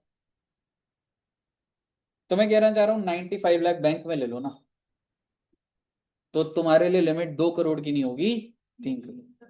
सोच के देखिए, आज एक बंदा जिसका टर्नओवर 2.5 करोड़ का है, 2.5 करोड़, वो तो थोड़ा कह रहा है अरे यार ये तो मैं लिमिट निकल गई यार। टर्नओवर उसका कितने का है? 2.5 करोड़। सरकार ने बोला नहीं बचा देंगे तेरे को, तो अपना 5% बस रिसिप्ट लिखूंगा, इसको अभी प्रॉपर लिखेंगे। रिसिप्ट 5% कैश में रख, बाकी सारा पेमेंट। 75 वाले को भी यही बोला, प्रोफेशनल को बोला 75 कर देंगे, सिर्फ 5% कैश की ट्रांजैक्शन रख लो, रिसिप्ट, पेमेंट की बात नहीं, रिसिप्ट, बाकी जैसे मर्जी चला। कहने का मतलब है 5% ऑफ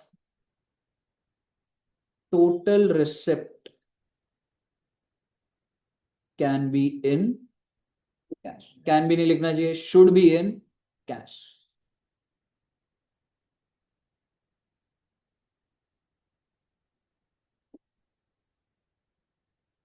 अगर आपका, अब पूछता हूं दोबारा, लजीज वाले का टर्नओवर है 2 करोड़ 80 लाख।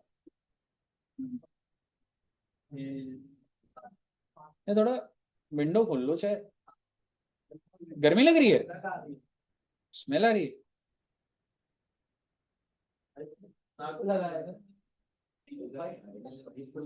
तो एक काम करो ना, तो उसको भी खोल दे, डोर को खोल दे, दरवाजे ही खोल दे। हाँ सुबह आता है ना। यार संजय ने पूरा देखा है, पर वो बच्चों तो आगे आगे आ जाओ ना, इधर आ जाओ, एक लाइन आगे लगा लो, पीछे के 3 4। दरवाजा सुबह आए यहाँ और दरवाजा खोलना बहुत जल्दी ये संजय को मिल नहीं रहा है। है। ऊपर है, कहाँ है वो ना, उसने ऊपर चढ़ के भी देखा है, पता नहीं लग रहा।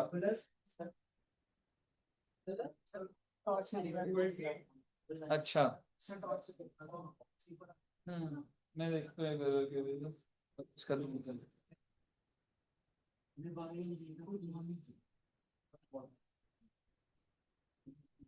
भाई बात सुनिएगा एक बार, बच्चा आगे आना हो तो आगे आ जाना भाई, तो पीछे मत बैठो।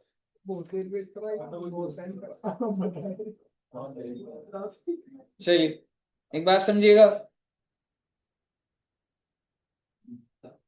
2 करोड़ की लिमिट 3 करोड़ हो जाती है अगर कितनी रिसिप्ट कैश में होनी चाहिए, बस बाकी सारी बैंक में होगी, लिमिट बढ़ जाएगी। आप और 50 वाले प्रोफेशनल को भी बोल देंगे चल तेरी लिमिट 75 हो गई, सारा पैसा, बस 5% कैश में रिसिप्ट ले लो।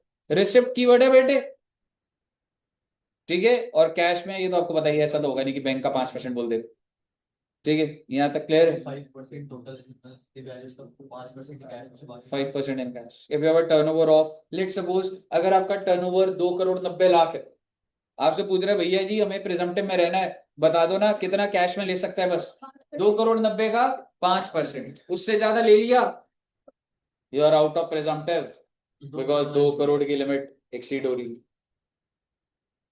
कहिए साहब जी, सेट है कहानी।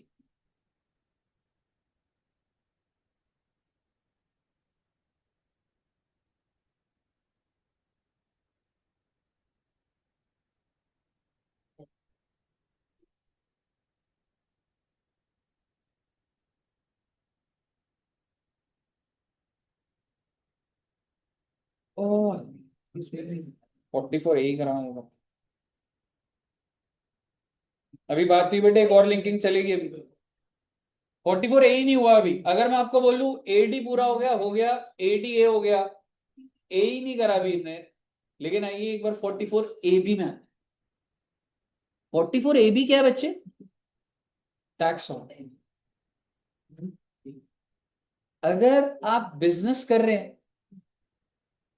तो टैक्स ऑडिट की लिमिट अलग है, प्रोफेशनल है तो अलग। अगर आप बिजनेस कर रहे हैं तो लिमिट कितने की है, 1 करोड़।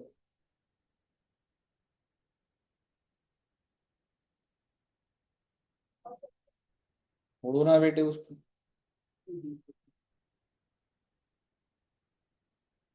अगर आप बिजनेस कर रहे हैं तो टैक्स ऑडिट की लिमिट क्या है, बट लेट्स एनालाइज। लजीज वाले का टर्नओवर कितने का था, 1 करोड़ 44 lakhs। आप उसके पास गए थे, आपने कहा था कि तुम्हें बुक्स बनानी है, फिर उसने कहा नहीं नहीं मैं तो प्रिजम्पटिव में हूँ, तो मुझे बुक्स नहीं बनानी। चलो ठीक है, यानी कि 44 AA कहता तो था, पर हमने 44 AD पढ़ा, तो उसमें लिखा था कि 2 करोड़ के अंदर अंदर है तो प्रिजम्पटिव ले सकते हो और बुक्स भी नहीं बनानी। पर ऑडिट, ये क्या बात हुई सर, तब कराना पड़ेगा। टैक्स सिंप्लीफाई कर रहे हैं कि चल तेरी ऑडिट कराना है तो बुक्स बनानी पड़ जाती है फिर।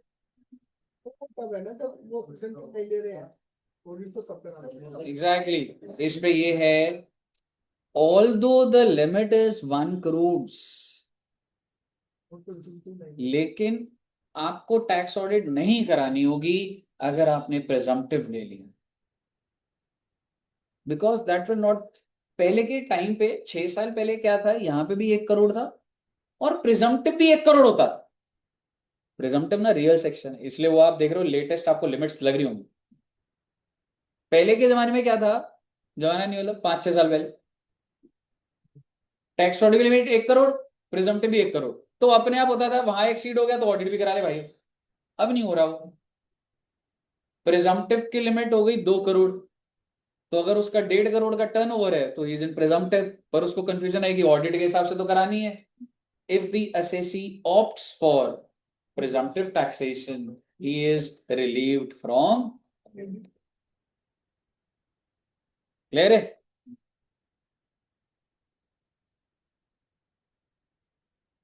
प्रोफेशनल्स के लिए कितने की लिमिट है?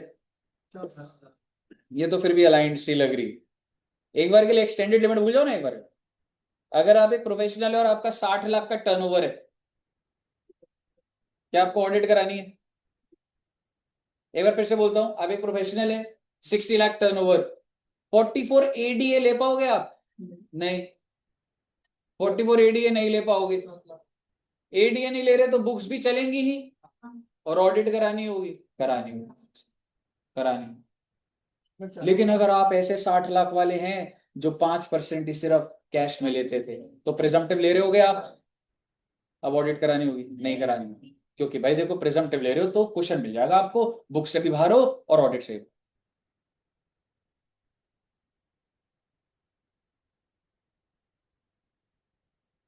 अगर आप एडी वाले, वो डिफॉल्टर याद है 4 वाले जो कह रहे थे नहीं नहीं हम नहीं ले रहे ये स्कीम, या फिर आशीष सर किस में आ रहे होंगे, 44 एडी ए में, डिफॉल्टर नहीं बेटे,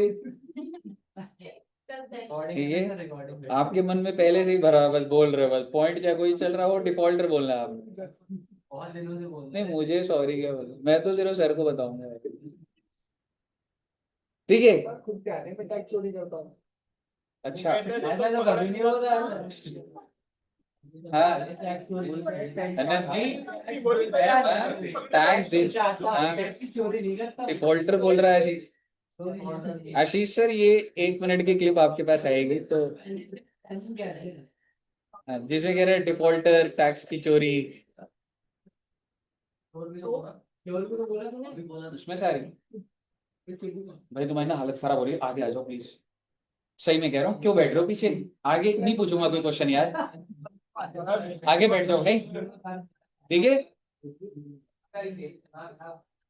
अरे और क्या यार, आगे आओ यार।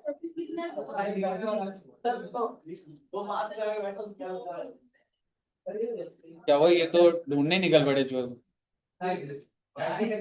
इसके अंदर है, ठीक है भाई, अगर आपने ढूंढा तो वेरी गुड, संजय भैया तो ढूंढ नहीं पाए।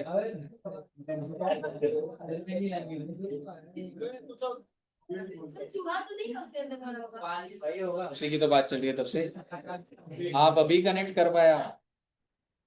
परफ्यूम डाल लेना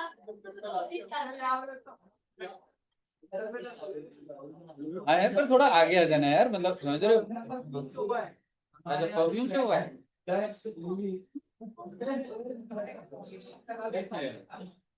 हाँ जी, अनस जी क्या कह रहे थे आप? आशीष सर का क्या कह रहा था?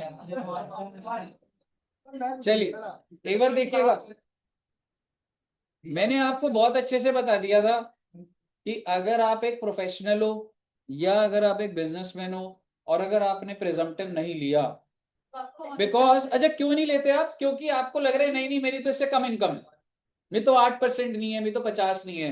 तो भाई ऐसा है, if not satisfied with this provision with this 3 presumptive, तो भाई आपको टैक्स ऑडिट कराना पड़ेगा इररिस्पेक्टिव ऑफ योर टर्नओवर। आपको क्या लग रहा है, आपका 25 लाख, आपकी दुकान है 25 लाख की सेल है आपकी, सोच के देखो, छोटी सी दुकान है 25 लाख की सेल है, सरकार क्या कह रही है 25 लाख का कितना दे दो आप? 8%। 25 लाख का 8% क्या होता है? करना पड़ेगा वो, ठीक है 2 लाख रुपए, बट आप कह रहे हो नहीं सर मेरी तो इनकम 1.5 लाख है, तो क्या आपको टैक्स ऑडिट कराना पड़ेगा? यस कराना पड़ेगा। अगर आपने प्रिजम्पटिव नहीं माना इन 3 सेक्शंस में, अगर आप सरकार की बात नहीं मान रहे, इफ नॉट सेटिस्फाइड तो टैक्स ऑडिट करानी पड़ेगी। और मैं यहां लिख रहा हूं irrespective of turnover of SSC. समझ रहे हो मैं क्यों लिख रहा हूं इसको? Even if your turnover is 25 lakhs, 10 lakh. हाँ, तो भी करना। प्रिजम्पटिव नहीं मान रहे आप, टैक्स ऑडिट भी होगा, बुक्स बनेंगे। अब यहां तक क्लियर है? लास्ट पॉइंट बेटे बहुत बढ़िया समझा आपने। टैक्स ऑडिट की लिमिट बढ़ी हुई 1 करोड़ तो है, 10 करोड़ कर दी टैक्स ऑडिट। सरकार कह रही है 5% कैश की रिसिप्ट रखो, 5% कैश, पूरा धंधा बैंक में चलाओ, टैक्स ऑडिट नहीं करेंगे। तो बैंक वाले पे तो टैक्स नहीं कटा होगा। वो लगेगा। सरकार क्या चाह रही है आप समझ रहे हो? डिजिटल पेमेंट्स, टैक्स पे और उसके लिए रिलैक्स दे रही है आपको, मैं टैक्स ऑडिट से माफ कर दूंगी। लेकिन एक बार सोच के देखिए, आपका 8 करोड़ का टर्नओवर है, ऑल इन बैंक, तो क्या आप प्रिजम्पटिव ले सकते हो? ले सकते Presumptive। क्या सर? हाँ। 8 करोड़ का टर्नओवर, ऑल इन बैंक। नहीं लग रहा। पहली बात, क्या टैक्स ऑडिट करानी है? नहीं करानी, लेकिन- नहीं करानी टैक्स ऑडिट। प्रिजम्पटिव ले सकते हो? नहीं ले सकते आप। चीज होती है। तो 3 तक गया था वो। टैक्स ऑडिट टैक्स ऑडिट नहीं करानी है, सरकार ने बोला, because they want to promote. सरकार को छोड़ना पड़ रहा है भाई, भाई टैक्स ऑडिट का खर्चा होता है भाई। सब अकाउंट में सही है, कैसे कैसे पास करना है, सबको पास करना है। रिटर्न भरोगे तो उसके अंदर आप डेटा डालोगे, फर्दर अगर स्क्रूटनी में आपका केस फंसा तो ठीक है, बट एक बाउंडेशन टैक्स ऑडिट की हर साल करानी है, इस टर्नओवर से ऊपर है, उससे मैं फ्री। अब अगर उसके बाद आप अगर गड़बड़ कर रहे हो तो वो तो आपका केस फंसेगा, तो ही बात होगी फिर उस पर। अच्छा, दूसरी बात, क्या बुक्स बनानी होंगी? सोच के देखिए आराम से, अब आपके पास सारे सेक्शंस है, बनानी पड़ेगी। क्योंकि प्रिजम्पटिव में तो नहीं हो ना आप, ठीक है? तो फिर तो टर्न भाई, तुम्हारे पास क्वेश्चन सिर्फ क्या होता था प्रिजम्पटिव का, भाई 8 करोड़ है तो प्रिजम्पटिव में तो नहीं है, तो बनाना भाई, फिर बुक्स तो बनानी पड़ेगी। बताइए, क्लियर है? अगर 10 करोड़ से एक्सीड कर गया तब टैक्स ऑडिट कराना है। Your turnover is 12 crore, all in bank, still tax audit कराना। क्लियर है बच्चे? 12 पहले करोड़ 5%। 12 करोड़ है, बट क्या ये तू सेटिस्फाई कर रहा है? अच्छा, एक चीज छोटी सी, 5% कैश रिसिप्ट एंड लिखा हुआ है, ऐसा नहीं है इन दोनों में से कोई एक सेटिस्फाई कर रहा हो। पेमेंट भी 5% के ऊपर नहीं जानी चाहिए कैश में, रिसिप्ट भी 5% से ऊपर नहीं जाना चाहिए। क्लियर है? हाँ, दोनों लिखा ही एंड। सबसे वाले भी सब कुछ कैश। हाँ हाँ, वहां पे रिसिप्ट था कि वो जो 2 करोड़ की लिमिट 3 करोड़ हो जाएगी अगर आप रिसिप्ट 5% करते हैं, और प्रोफेशनल में 50 लाख की 75 हो जाएगी अगर आप रिसिप्ट 5% तक कैश में लेते। पर यहां पर, एंड नेक्स्ट थिंग, इधर कोई बात नहीं कर रहा मैं प्रोफेशनल की, ये सिर्फ और सिर्फ धंधे वालों का चल रहा है बस, डूइंग अ बिजनेस। प्रोफेशनल पे नहीं है ये कोई लिमिट विमिट बढ़ रही है कम हो रही है, वो प्रिजम्पटिव में था जो 50 का 75 हो गया, यहाँ पे नहीं है कोई। कहीं क्लियर है?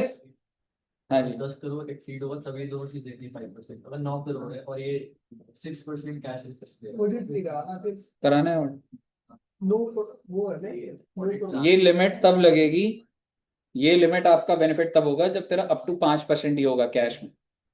तेरा 9 करोड़ है, 6% है, तो ये लिमिट तेरे ऊपर नहीं लगी। कौन सी लिमिट रह गई? 1 करोड़ ऑडिट करानी पड़ेगी।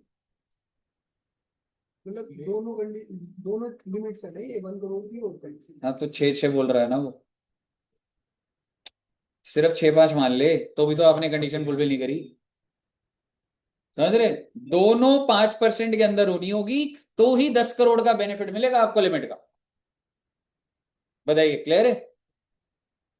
अगर आपको क्लियर है बेटे, आपने बहुत सारा डेटा आज रिसीव करा बच्चे, वेरी गुड। हालांकि अभी खत्म नहीं हुआ,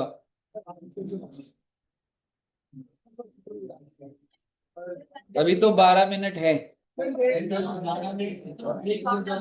बेटे आप एक बात बताओ, ज्यादा हो आपने 44 एडी करा, एडीए करा, ए ही करा, बुरा नहीं लगेगा, पार्शलिटी नहीं है। सर और वो कह रहे कि मैं सबसे इजी हूं, सर ज्यादा हो जाए आपको डिफिकल्ट करना है। अभी नोट्स नहीं है। इजी काम नहीं करते, गुड, डिफिकल्ट है बेटे ये।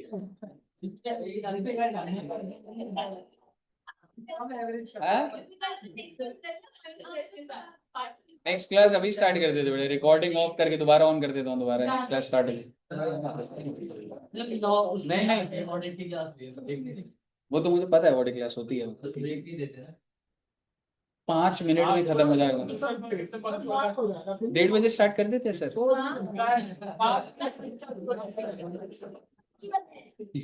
पाँच मिनट पहले चालू कर देते हैं। आपको होता है हाँ, पर यार मैं तो अब टाइम पे स्टार्ट कर रहा हूँ, तो मैं भी पंक्चुअल हूँ भाई, अब 12 मिनट बचे रहे हो तो अभी।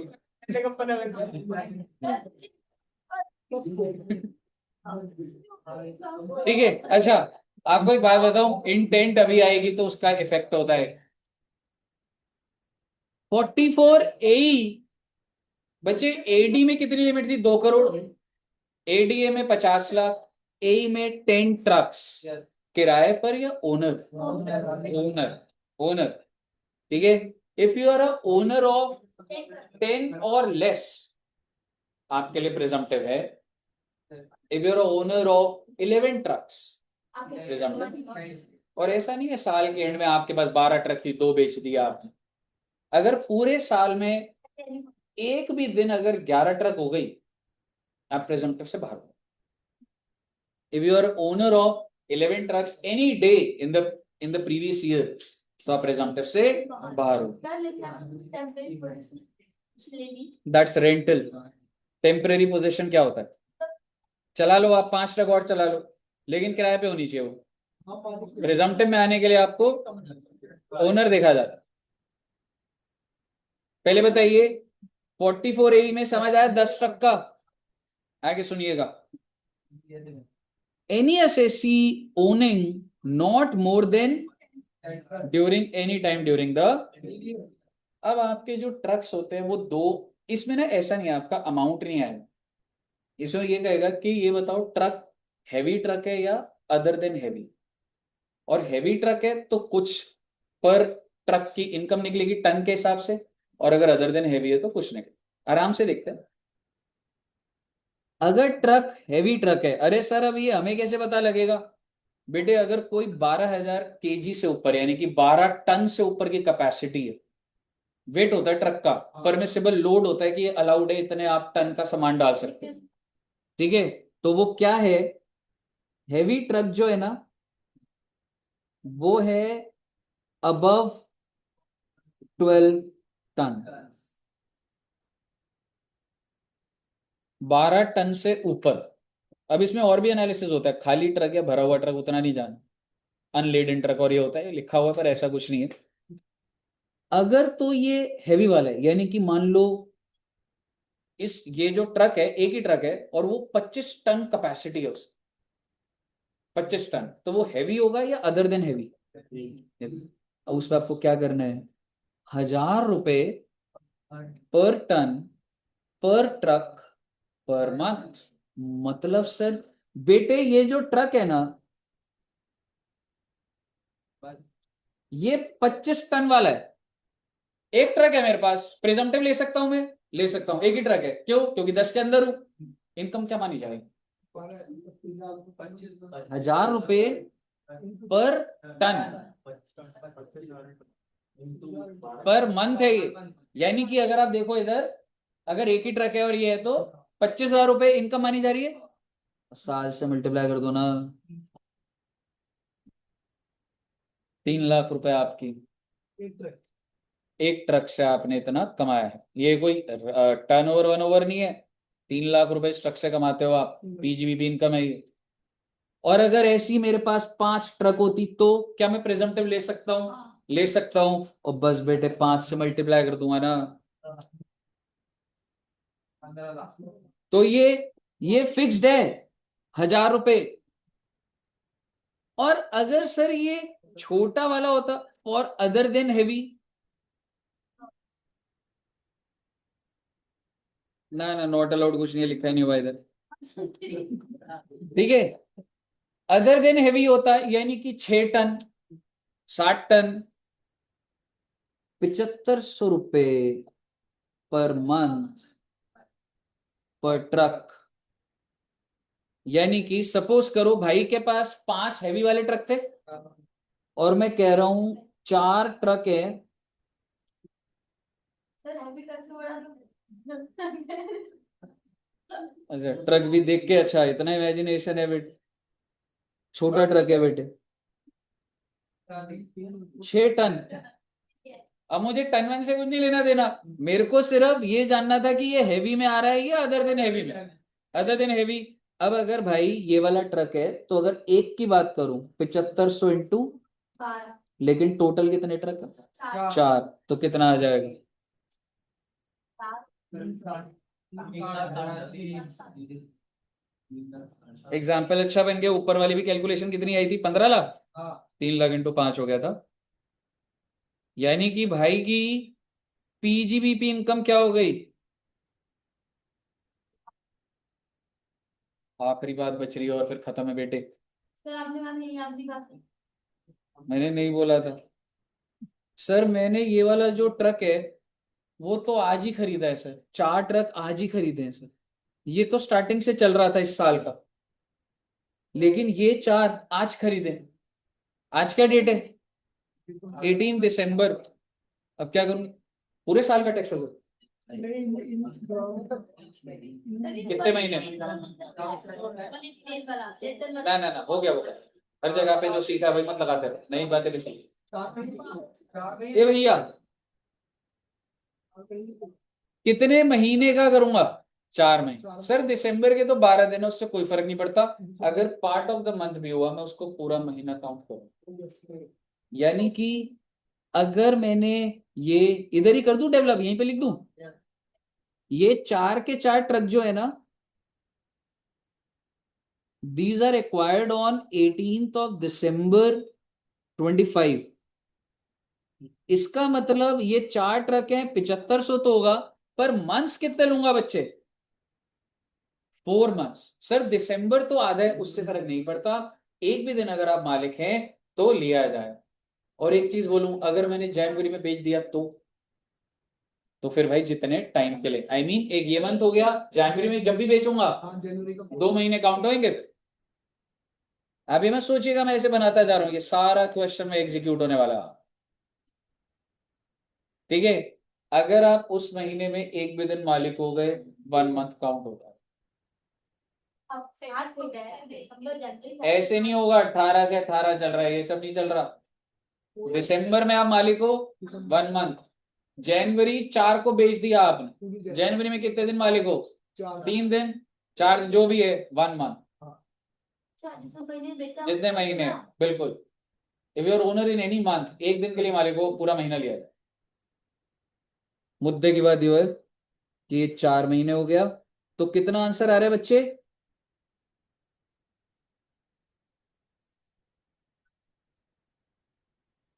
1,20,000। 15 और 1 20, 16,20,000। बहुत अच्छी बात है जी, इससे ऊपर मेरे पास कोई बात नहीं, अब ध्यान से सुन लीजिएगा। किसी भी खर्चे की कोई डिडक्शन नहीं मिलेगी, 30 से लेके 36 तक कुछ नहीं मिलेगा। लेकिन अगर आप एक पार्टनरशिप फर्म है और अगर आप पार्टनर को इंटरेस्ट और सैलरी देते हो, उसकी डिडक्शन मिल जाएगी। एडवांस टैक्स की 4 इंस्टॉलमेंट। और आखिरी बात, अगर आपने ये स्कीम नहीं ली तो यानी कि you are not happy with these limit 7500 और 1000, कोई दिक्कत वाली बात नहीं है। आप बुक्स ऑफ अकाउंट्स बना लीजिए। नहीं, अगले साल का नहीं है इसमें, वो सिर्फ 44 एडी में था। एडीए और एई में कहता है ठीक है भाई, नहीं लेना मत लो, ऑडिट करा लो, बुक्स मेंटेन। बताइए क्लियर है बच्चे? अगर आपको क्लियर है तो टेक्निकली एडी एडीए ए हो गया बच्चे, डबल ए भी हो गया, ए बी के अंदर थोड़ी सी बात बच रही है 6-7 मिनट की। सर ये तो चलिए, आपने बोला नेक्स्ट क्लास, मैं मान ली बेटे आपकी बात, ठीक है। सर तो इतना रखते हैं, वैसे टेक्निकली ये पूरा का पूरा सीक्वेंस आपका। Okay, thank you very much, bye bye.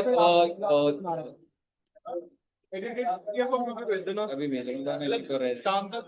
नहीं, वो शाम को फिर और काम है। अगर भी 10 टक से ज्यादा तो यार जो करवाने आ भाई पार्टी अगर 10 टक से ज्यादा हो जाएंगे